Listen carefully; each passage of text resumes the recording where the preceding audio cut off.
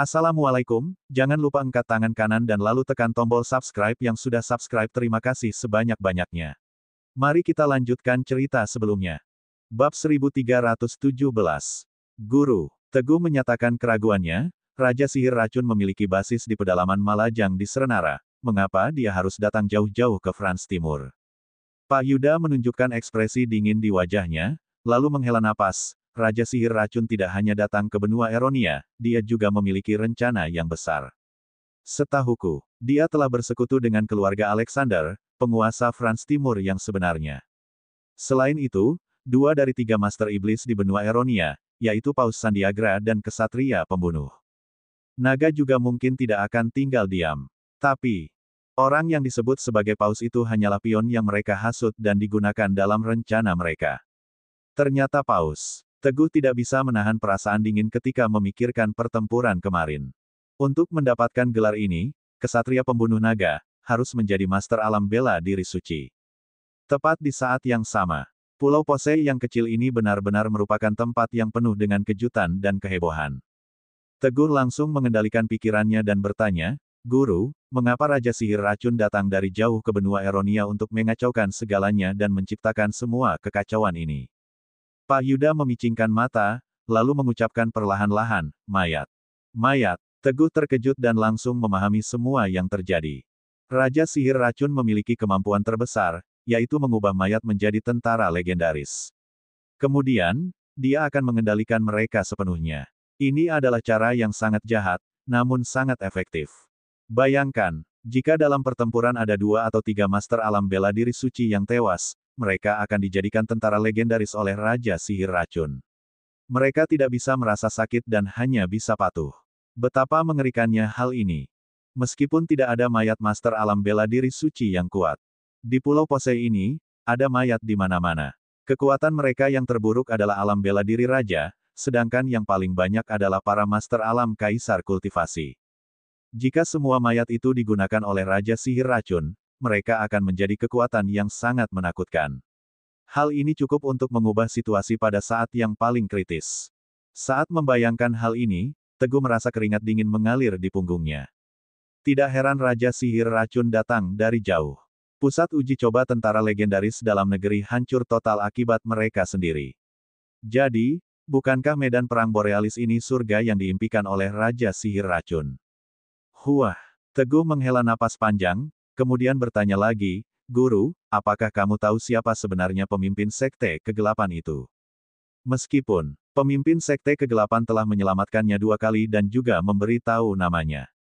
Namun, Teguh merasa bahwa Tania bukanlah nama aslinya dan perilakunya terkesan aneh. Mungkin tujuannya tidak sesederhana itu. Pemimpin Sekte Kegelapan. Pak Yuda melirik ke kejauhan. Ada rasa takut yang terlintas di matanya, lalu dia berkata dengan suara serak, "Sampai saat ini, aku juga tidak tahu dari mana asalnya. Tetapi satu kali kami pernah bertemu dari jauh, aku rasa kekuatannya melebihi kekuatanku." Teguh pun langsung terdiam. Saat ini di Pulau Bali Kiri, Raja Sihir Racun siap bergerak dan telah merencanakan hal ini.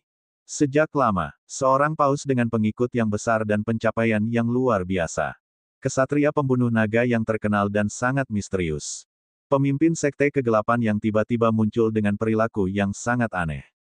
Keluarga Alexander telah merencanakannya selama bertahun-tahun. Rencananya telah mengakar kuat. Mereka berkumpul bersama. Keluarga Alexander mengoordinasikan semua situasinya secara terbuka, sementara Raja Sihir Racun mengintai dari balik layar. Namun yang paling utama, entah pemimpin Sekte Kegelapan yang paling kuat saat ini adalah musuh atau teman. Membawa 3 orang untuk masuk ke kuil itu sendiri sebenarnya benar-benar sulit, bagaikan mendaki langit. Saat dihadapkan dengan situasi yang begitu rumit dan berbahaya, satu langkah yang salah dapat menyebabkan kekalahan total, bahkan kematian dalam permainan catur misterius ini. "Kemana aku harus pergi?" Teguh. Pak Yuda berkata dengan nada serius, menghentikan lamunan Teguh. Dari kemarin sampai sekarang, Raja Sihir Racun terus bergerak di berbagai medan perang. Bab 1318. Di mana ada master yang jatuh, disitulah dia berada. Aku bisa perkirakan. Sekarang, di bawah komandonya, pasukan tentara legendaris dengan jumlah yang sangat mengesankan sudah terkumpul. Hal yang lebih mengejutkan lagi, para tentara legendaris ini adalah para master di alam bela diri raja dan alam kaisar kultivasi. Coba tunggu sampai saat-saat terakhir kompetisi Borealis. Saat Raja Sihir Racun memanfaatkan tentara legendaris untuk memanen, kamu harus sangat berhati-hati. Teguh tiba-tiba merasa ngeri. Benar juga, setelah Master Alam Kaisar Kultivasi diperkuat menjadi tentara legendaris, kekuatan fisik dan kemampuan mereka untuk tahan terhadap serangan akan mengalami peningkatan yang signifikan. Mereka pun bisa sulit diatasi dengan cepat. Jika dikelilingi oleh sekelompok mesin tempur seperti ini, tingkat bahayanya pasti akan meningkat berkali-kali lipat. Jika benar begini adanya, kompetisi kali ini akan menjadi sulit. Teguh tidak pernah menduga tentang hal ini. Pertarungan yang awalnya memperebutkan tahta France Timur malah menjadi pertunjukan pribadi Raja Sihir Racun dari Serenara.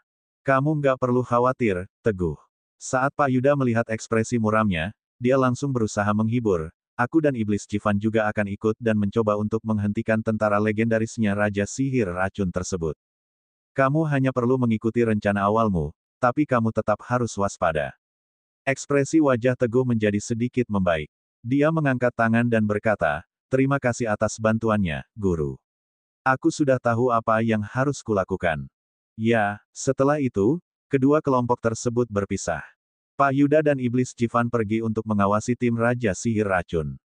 Sementara itu, Teguh dan rombongan yang lainnya melanjutkan perjalanan ke tujuan mereka. Di Aula Suci Tengah, tepat di tengah lapangan depan aula, ada sebuah patung marmer putih yang tinggi dengan memegang model tongkat Raja Emas di tangannya. Itu adalah patung Raja pertama dari France Timur. Lalu, di belakang lapangan, ada sebuah bukit tinggi sekaligus satu-satunya jalan menuju bagian dalam aula. Tepat di saat yang sama, Alexander mengalahkan semua master di sana. Dia berdiri dengan gagah di atas bukit tinggi dengan tatapan tajam dan mendominasi dunia. Kalau memang Alexander melihat tidak ada orang yang datang untuk bertarung lagi, dia pun menoleh ke arah orang yang bertanggung jawab di sampingnya dengan bangga dan berkata, nggak ada lagi yang berani datang untuk bertarung, mari kita umumkan hasilnya. Orang yang bertanggung jawab itu pun mengangguk, bersiap-siap untuk maju dan mengumumkannya. Namun, tiba-tiba ada perubahan yang terjadi. Wush!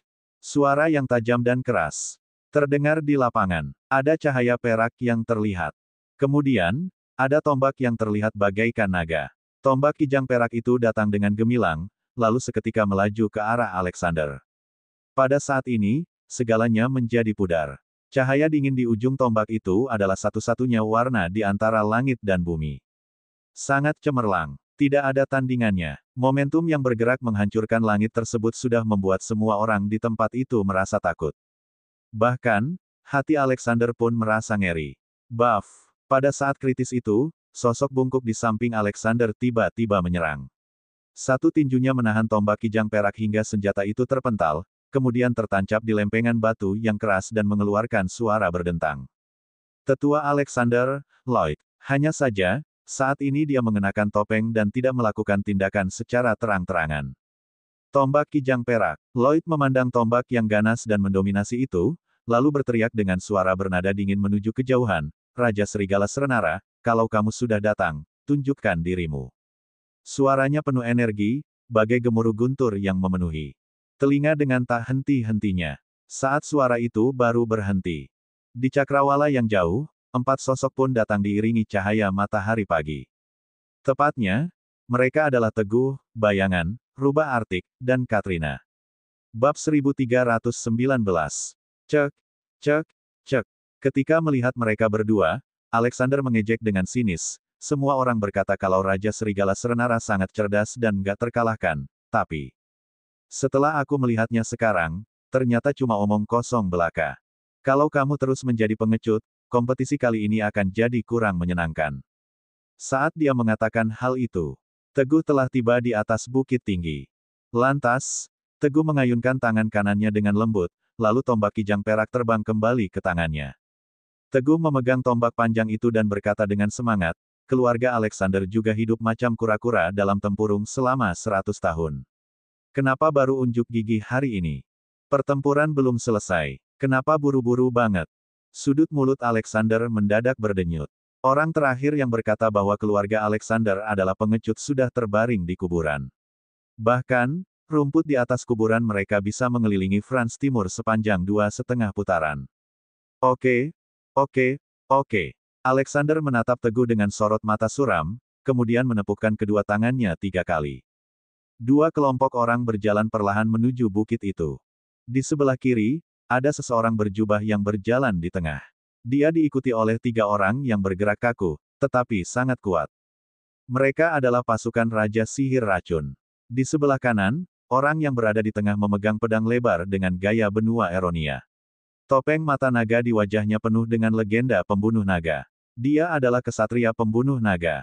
Mereka benar-benar bergabung bersama. Meskipun Teguh tidak bisa melihat wajah mereka, dia mengetahui identitas mereka dengan jelas. Alexander juga tahu bahwa Teguh menyadari hal tersebut. Selama berpegang dalam prinsipnya yang tidak mengakui, Teguh tidak bisa melakukan apa-apa terhadapnya.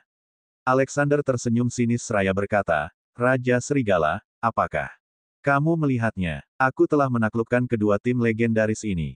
Dengan kekuatan timmu saat ini, kamu bukan lawanku. Pertempuran sudah berakhir sejak lama, kamu hanya menipu diri sendiri dan berlagak sombong saja." Hahaha. Ketika sampai di sini, Alexander langsung tertawa bangga. Teguh memicingkan matanya tanpa berkata-kata. Sekarang, Teguh berada di alam bela diri dewa tahap akhir, jadi hanya selangkah lagi menuju alam bela diri suci. Kasarnya, dia dapat merasakan kekuatan setiap master di tempat itu. Raja Sihir Racun mengenakan jubah kesatria pembunuh naga dengan topeng mata naga. Selain itu, ada juga orang tua yang berdiri di samping Alexander, yang bisa menahan tombak panjangnya dengan mudah. 3 orang ini, napasnya panjang, sangat dalam dan tidak terduga. Tampak jelas bahwa hal ini dilakukan oleh seorang master alam bela diri suci. Hal ini lumayan membuat Teguh agak terkejut, karena dia tidak melihat kehadiran Paus Sandiagra. Yang pasti, 3 ahli tingkat tertinggi di alam bela diri suci sudah berkumpul. Mereka juga bisa disebut sebagai kumpulan para pahlawan terbaik. Formasi seperti ini sudah cukup kuat dan menakutkan bagi para pemimpin. Ini juga yang telah menentukan nasib Harton dalam pertempuran terakhir. Raja Serigala. Saat Alexander melihatnya tidak berkata-kata dalam waktu lama, dia tak bisa menahan tawa dan berkata, "Bagaimana, apa kamu masih berencana untuk berhadapan denganku? Jangan salahkan aku karena nggak kasih peringatan sebelumnya. Meski kamu adalah Raja Serigala Serenara, kamu sudah berpartisipasi dalam persaingan tahta di Franz Timur. Kalau kamu mati di atas arena, Kaisar Serenara nggak akan bisa bilang apa-apa. Hei, anak muda, kusarankan kamu untuk nggak mengikuti jejak pendahulu yang buruk." Setelah mengucapkan kata-kata ini, niat membunuh Alexander terhadap Teguh menjadi jelas. Ancaman. Ancaman yang terang-terangan. Mati. Hari ini, siapapun yang ada di sini bisa mati, tapi hanya Raja Serigala yang nggak bisa mati. Suara dingin bergema di seluruh ruangan. Suara itu penuh dengan niat membunuh. Alexander terkejut dan langsung melihat ke arah itu. Tidak jauh dari sana, 4 sosok manusia berjalan perlahan. Pria yang memimpin itu bertubuh kurus dan anggun. Dia adalah pemimpin sekte kegelapan yang mengenakan topeng khas.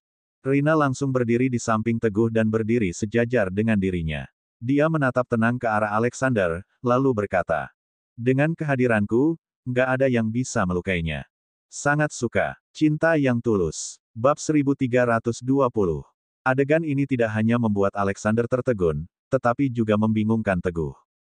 Apa yang terjadi? Pemimpin sekte kegelapan memimpin para ahli di sekte tersebut dan datang dari Serenara yang jauh, hanya untuk melindungi dirinya. Sialan, ini lebih fantastis daripada menangkap bom nuklir dengan tangan kosong. Kisah ini lebih manis dari permen. Apa yang sebenarnya terjadi di sini? Pemimpin sekte kegelapan, pupil biru Alexander tiba-tiba menyusut. Dia tetap mengenakan topeng itu sejenak, lalu berkata dengan nada dingin, "Apakah kamu benar-benar ingin melawan keluarga Alexander?" Rina tidak menghiraukan niat membunuh di balik nada bicara. Alexander itu, dia hanya menunjuk ke arah Raja Sihir Racun dan kesatria pembunuh naga dengan acuh tak acuh, lalu berkata, "2 orang ini sebenarnya orang luar, tapi kamu yang telah menyeret mereka ke masalah ini, jadi kamu nggak bisa menyalahkanku. Selama keduanya bisa pergi dari sini, aku juga sanggup membuat kamu nggak kehilangan muka." Diam-diam, Alexander merasa cemas. Raja Sihir Racun dan kesatria pembunuh naga sama-sama master alam bela diri suci. Pemimpin sekte kegelapan juga menyebutkan nama dan identitas kedua orang ini. Mungkinkah dia sudah mengetahui identitas mereka dan tidak takut dengan kekuatan mereka? Ini tentang Master Alam Bela Diri Suci, jadi Alexander tidak bisa memastikannya. Saat Alexander masih ragu-ragu, kesatria pembunuh naga yang selama ini selalu bersikap rendah hati dan tak pernah menonjol tiba-tiba melangkah maju. Kesatria pembunuh naga menatap tegas ke arah Rina dan berkata dengan lantang, semua orang bilang bahwa pemimpin Sekte Kegelapan berasal dari Serenara yang jauh untuk membantai pahlawan dari semua lapisan masyarakat saja. Dia pasti sangat percaya diri dengan kekuatannya sendiri. Baiklah, hari ini, biarkan aku mencobanya. Apakah pemimpin Sekte Kegelapan yang katanya menganggap remeh segalanya dan menguasai dunia ini benar-benar pantas dengan namanya? Atau mungkin juga, hanya julukan belaka. Setelah itu, kesatria pembunuh naga mengayunkan pedang besar di tangannya dan langsung mengarahkannya ke Rina. Rasakan, pedang untuk membersihkan dunia dari kejahatan. Kesatria pembunuh naga itu berteriak keras dan mencurahkan kekuatan yang dahsyat dan berlari ke arah Rina. Dia menyerang Rina untuk membunuhnya layaknya harimau. Sebuah pedang tampak berkelip di udara bagai bintang-bintang yang bersinar. Namun, Rina berdiri di tempatnya. Kebencian itu tampak jelas di matanya. Beraninya kamu memamerkan keterampilan pedang yang buruk di sini. Benar-benar membuatku tersadar. Rina mendengus dingin dan langsung mendekatinya. Di tengah jalan, kedua tangannya mengumpulkan tenaga dalam yang murni dan kuat. Tenaga dalam itu seperti pelindung yang menutupi kedua tangannya. Teguh ada di samping Rina, sehingga dia tidak bisa menggunakan pedang darah iblis itu. Jadi, dia memilih cara ini untuk bertarung, tetapi melawan seorang kesatria pembunuh naga, jelas lebih dari cukup. Dang, bak, ting. Kedua tangan Rina bersinar. Kadang tampak bagai hantu, ada kalanya seperti kilat. Kadang kala tampak segagah naga yang berkeliaran di dunia, terkadang juga menakutkan bagai ribuan ular yang mengeluarkan racun. Kekuatannya sangat tak terduga.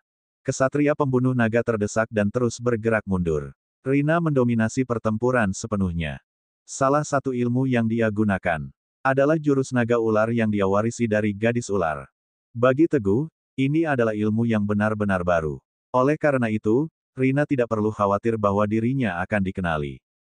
Hanya dengan 3 gerakan singkat, kesatria pembunuh naga benar-benar tertekan dan hampir tidak bisa bernapas. Kesatria pembunuh naga, Rina melancarkan serangan dengan ganas sambil mengejek dan merendahkan, tadi kamu ingin mengujiku hanya sekadar omong kosong atau bukan? Sekarang, sepertinya, kemampuanmu seadanya, tapi bisa dianggap sebagai salah satu dari 3 ahli tingkat iblis terbesar bersama Paus dan Alexander. Benar-benar membuka mata. Konyol, sangat konyol. Bab 1321. Sejujurnya, kesatria pembunuh naga ingin memperlihatkan kekuatannya di hadapan semua orang guna memperkuat reputasinya hari ini. Namun, di luar dugaan, dirinya justru ditekan oleh Rina sepanjang pertandingan ini. Saat ini, Rina juga menghina dan mempermalukannya. Ah, kesatria pembunuh naga itu sangat marah dan berteriak keras. Dia menghindari tebasan pedang Rina, kemudian mulai menggunakan keahlian yang dimilikinya.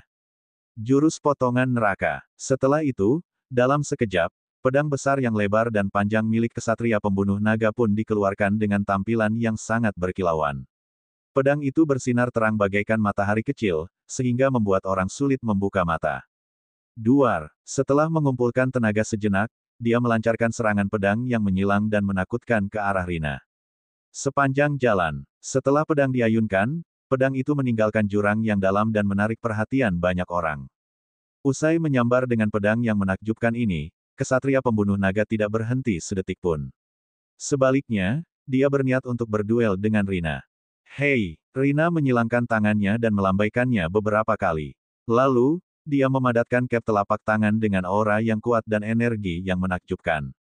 Duar, pada saat berikutnya, pedang dan pukulan itu bertabrakan satu sama lain. Sangat mengejutkan. Kesatria pembunuh naga dengan pedang yang tampaknya sangat kuat hanya bertahan setengah detik di bawah serangan Rina. Pada akhirnya, kekuatannya malah hancur berkeping-keping. Kemudian, tangan Rina hanya berhenti sejenak dan terus melayang menuju kesatria pembunuh naga. Bak, pang, duar, tiba-tiba, terdengar suara teredam satu per satu. Kesatria pembunuh naga harus menggunakan jurus 18 pedang secara berturut-turut hingga berhasil melepaskan telapak tangan Rina. Meskipun begitu, Kesatria pembunuh naga juga sudah sangat berkeringat dan napasnya terengah-engah. Tampak jelas bahwa dia sudah kelelahan. Dia terpaksa menggunakan pedang lebarnya untuk bertumpu di tanah dan memulihkan diri sejenak. Mata yang penuh perhatian itu terus menatap Rina, takutnya Rina akan terus menyerang. Kesatria pembunuh naga. Rina mengangkat sudut bibirnya dan senyum sinis, lalu berkata, menurut opiniku, mulai sekarang, kamu lebih baik dipanggil sebagai kesatria pembasmi serangga. Selesai berkata demikian, Rina mengumpulkan tenaganya lagi dan bersiap untuk menghabisi kesatria pembunuh naga. Wush! Pada saat yang kritis itu, sebuah bayangan elang hitam menyerang secepat kilat. Dia adalah Raja Sihir Racun yang mengenakan jubah. Raja Sihir Racun tidak berkata apa-apa, melainkan lekas bergerak ke wajah Rina. Saat ini, setelah bersembunyi di Serenara selama beberapa hari, kekuatannya sudah mencapai alam bela diri suci tahap akhir. Jika dilanjutkan lagi, dia bisa menaiki tangga surga dengan bangga dan melangkah di langit. Cari mati kamu, iya. Sejak awal, Rina sudah mengetahui identitas Raja Sihir Racun. Rina merasa dirinya tidak mencari masalah dengan Raja Sihir Racun, tetapi Raja Sihir Racun datang dengan sendirinya. Hal ini membuatnya murka. Hanya dalam sekejap, energi sihir di tangannya meningkat 2 kali lipat. Duar, bak, bak, bak. Raja Sihir Racun mendekat dengan cepat dan segera melancarkan serangannya berturut-turut, bermaksud untuk mengejutkan Rina. Namun, usai menyerap kekuatan sihir dari gadis ular dan memahami ilmu paling tinggi dari klan manusia ular, kekuatan Rina telah meningkat pesat. Dia bisa menghadapinya dengan tenang. Hal ini sangat berbeda dengan apa yang Raja Sihir Racun bayangkan. Duar, Rina bisa mengatasi satu pukulan terakhir dari Raja Sihir Racun dengan sangat mudah. Kemudian, Rina menggunakan gerakan tangan berbentuk ular yang berubah-ubah dan sulit ditebak sebelum melawan balik. Serangannya ini memaksa Raja Sihir Racun untuk berjuang dengan gerak-gerik yang lelah. Hal ini langsung membuatnya terjebak dalam situasi tidak menguntungkan. Bab 1322.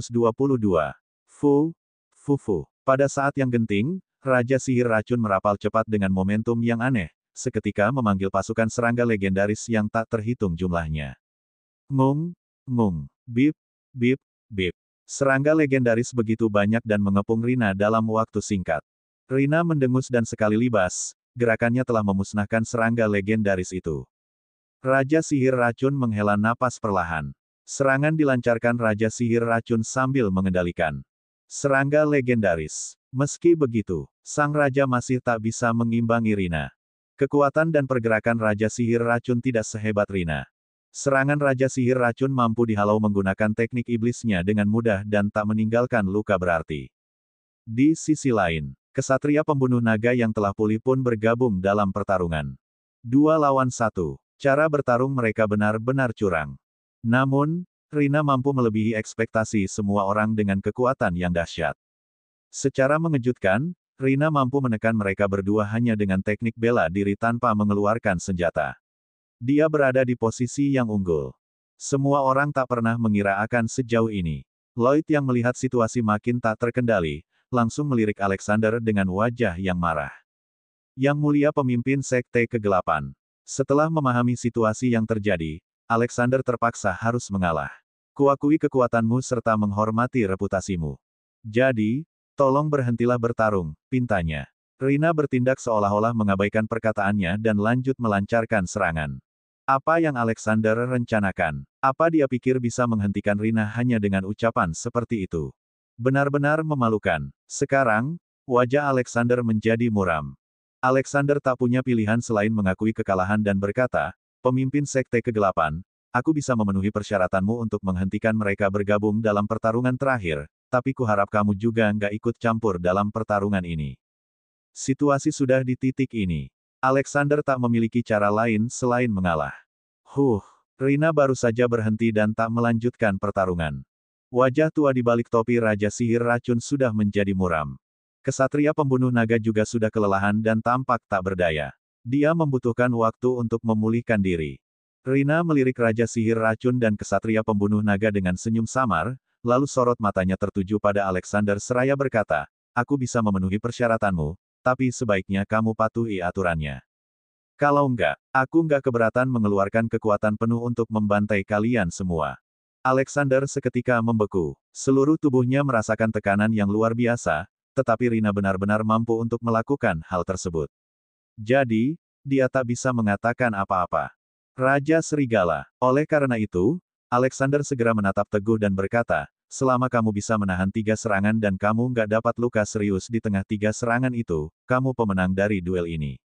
Usai mengatakan itu, Alexander melirik Rina untuk mendapatkan persetujuan darinya. Rina tak keberatan akan hal itu dan memilih tidak ikut campur. Melihat situasi itu, Alexander melanjutkan, tapi, orang yang akan berduel denganmu bukanlah aku, melainkan seorang master. Dari keluarga Alexander, dia sudah lama mengagumi Raja Serigala dan kuharap Raja Serigala mau memberinya kesempatan. Saat Alexander melontarkan perkataan itu, Rina seketika jengkel. Master apa lagi ini? Master ini jelas-jelas tetua Lloyd, salah satu master tertinggi di keluarga Alexander. Dia adalah master alam bela diri suci sejati dan salah satu dari 3 ahli tingkat iblis. Alexander, Rina yang sedang naik pitam berkata, berani-beraninya kamu mengingkari janji di hadapanku. Kamu kira, aku ini orang yang penyabar. Alexander mendengus dan bersiap untuk adu argumen. Namun, Teguh justru menyetujui, nggak masalah. Aku setuju. Cerita bersambung.